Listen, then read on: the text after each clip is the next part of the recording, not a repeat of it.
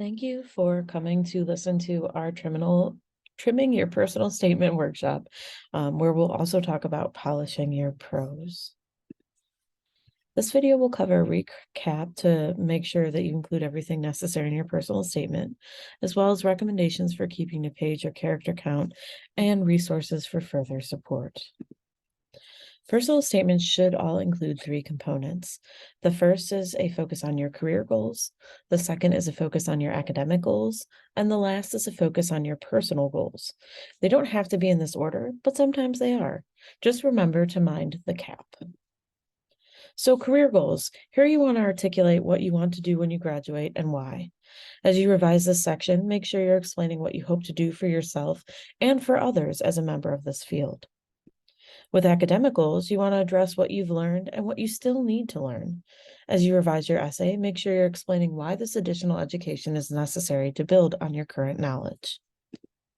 And lastly is personal goals. You want to address how you personally are a good fit for this field. As you revise, consider this question: what will you bring to this field? Also consider, what will this field do for you? So again, to recap those three components, you should include a focus on your career goals, what you hope to do for yourself and others in this field, a focus on your academic goals, what do you hope to gain from additional education, and a focus on your personal goals, what will you get out of being in this field? So now let's talk about trimming. How do you respect the word and character counts? First, you should ask yourself, do you use more than one word to describe something? If you do, and you're over your word or character count, you're going to have to trim that description down. Instead of the bright blue car, for example, write the car. Instead of the most difficult, risky class I ever took, write my toughest class. Trimming words like these down helps you with that character count and also helps keep your focus streamlined on the career goals you have, the personal goals you have, and the academic goals you have. Consider synonyms. If you're using longer words, are there synonyms that would be a better fit with less character count? Try very amusing. Instead of very amusing, try hilarious. Instead of deeply disappointing, try crushing. You should also remove unnecessary stories.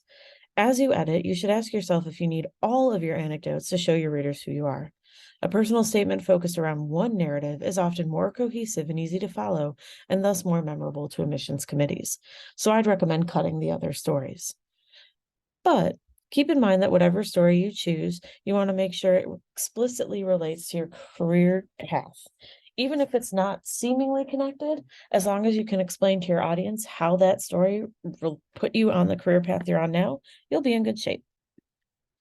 You should also respect the genre of the personal statement. Include only relevant experiences that can relate to you and the career you're pursuing. Share current academic undertakings, especially if they relate to the future academic interests or skills you've developed. And also, develop descriptions about the skills and experience you've gained that are relevant to your personal goals. You should also remove unnecessary explanations. You can assume that the admissions committee is familiar with the degree to which you're applying. Do not waste character counts on explaining the ins and outs of the job, the coursework, or the university. Instead, you should make your interest in the career clear, connect to important coursework and academic experiences you've had and that you're interested in pursuing, and explain why you're a good fit for the university. You should take into account the area in which it's situated if you have the space. Here are a few extra things to know. If there are supplemental questions, you might ask yourself, should I answer or not answer? Sometimes the answer is yes, sometimes it's no. For example, yes, you should have a diversity statement. No, if you don't have a bad grade, you shouldn't answer the additional extenuating circumstances sections. But yes, if you do have an extenuating circumstance you're comfortable sharing, you can do so. Polishing your prose is simple.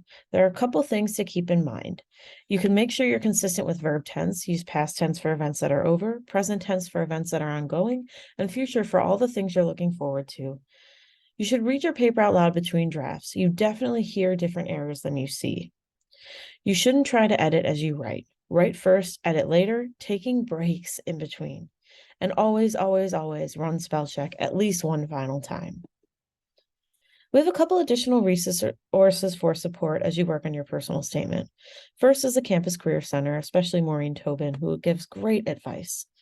Next is us, the Writing Center. You can use the Limit To menu to find tutors who are excited to work with you on personal statements. And lastly, we have a couple reading materials at Kenyon. Thank you. You can make appointments at the Writing Center by going to owl.kenyon.edu. If you'd like a copy of the slides used in this presentation, please email me, Professor Scanlon, at scanlon1@kenyon.edu. Thanks.